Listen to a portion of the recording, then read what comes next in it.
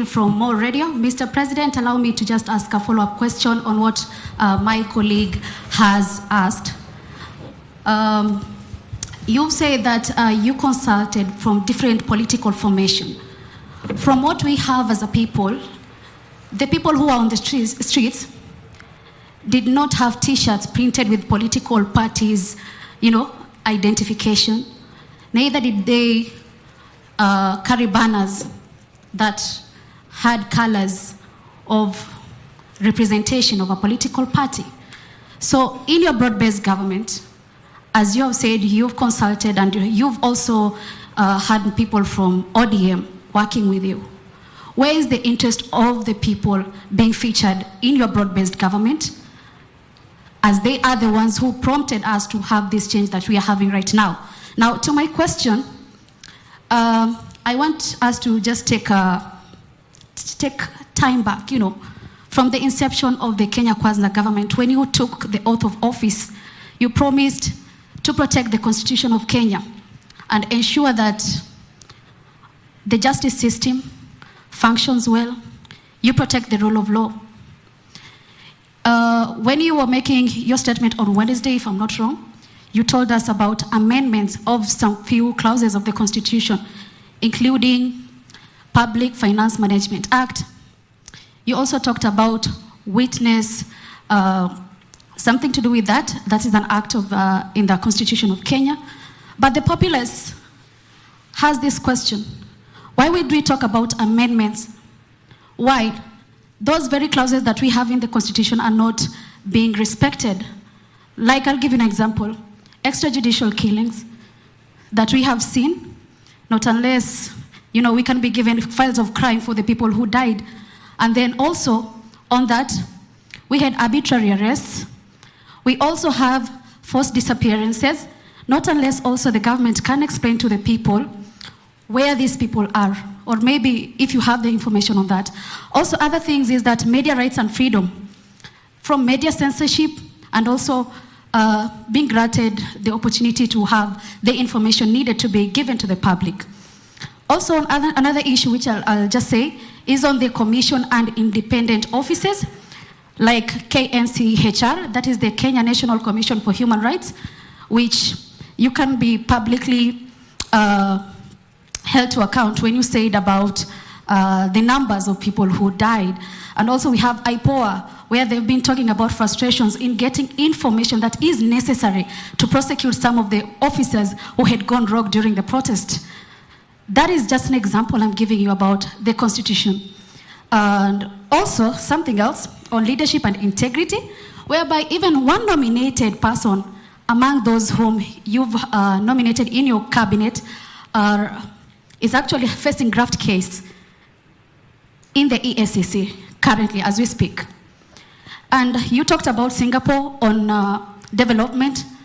Just a reminder, Mr. President, that in Singapore, they have extreme, serious penalties when it comes to matters corruption. Same as Indonesia. That just shows you how grave economic crimes are, especially matters corruption. So I want to ask you, Mr. President, you've told the Kenyans to give you timeline, actually to give you time to work on these issues, to set things right. If we are to hold you responsible today, Mr. President, what is the way forward from now on, seeing that there is the respect of the rule of law, the very Constitution that you sought to protect, and also in the event that these timelines expire, the ones you've given us, 6 months, 9 months, 3 months, 30 days, if they expire and we see no change, would you wait for the youth to start pushing for you to, out of government? And also, would you hit to the pressure that right now we are actually seeing 14 Kenyans have moved to the courts actually asking for the ouster of you, Mr. President? What do you have to say about that? Thank you very much. The 14 Kenyans who have gone to court are exercising their democratic right. That is how free this country is. That you can actually go to any court and demand whatever you want in court. That is the taste of the freedom that I stand for in Kenya. And I want to promise you that those Kenyans who have gone to court for whatever reason, they are free to do it, and the courts are free to make whatever decision that is constitutional. You have asked me, I think, 10 questions. Let me try and answer some of them. Number one, you have asked me, the people who went to the streets, they did not carry the color of any political party. That is correct. But remember, they carried the flag of Kenya. And that is why I'm saying, let us put the interest of the people of Kenya first. That is why I am saying this broad-based government must be a government that must do, at the very least, 3 things. And I stated them in my address to the nation. Number one is the subject of integrity, which you have spoken very clearly about. Dealing with the challenge of corruption. I have made very specific interventions. I have suggested very specific interventions on how to deal with the challenge of corruption. I have said we must change the Evidence Act so that corruption cases doesn't take 5-10 years. That is what happens today. That we should be able to conclude corruption cases in 6 months. I will be making the proposal to Parliament. I hope Parliament agrees with me so that we can deal with the challenge and monster of corruption firmly and decisively. Number two, I have given my undertaking to the judiciary. In fact, I had an engagement with the Chief Justice a few days ago on my support, on my administration's support for the judiciary.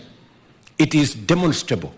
When I came into office, I made sure that the judiciary has sufficient resources to be able to discharge their mandate, to be able to deal with corruption cases, to be able to deal with all the other cases. In fact, I am the president that has sworn in the highest number of judges in the shortest time in Kenya to facilitate the judiciary to be able to discharge their mandate. Because it is said, justice denied is justice, justice delayed is justice denied. And you can ask from members of the judiciary my support for the judiciary. In fact, when I came into office, there were 6 judges that have been denied their right to be appointed. I appointed them the first day when I got into office to demonstrate my commitment to the judiciary.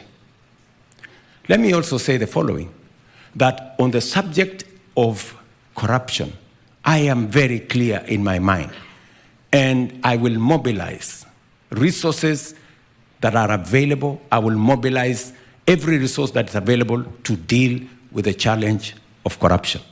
Number two, I also said this new administration must deal with the issue of making sure that we create jobs in Kenya by making sure that we don't import the things that we can manufacture in Kenya.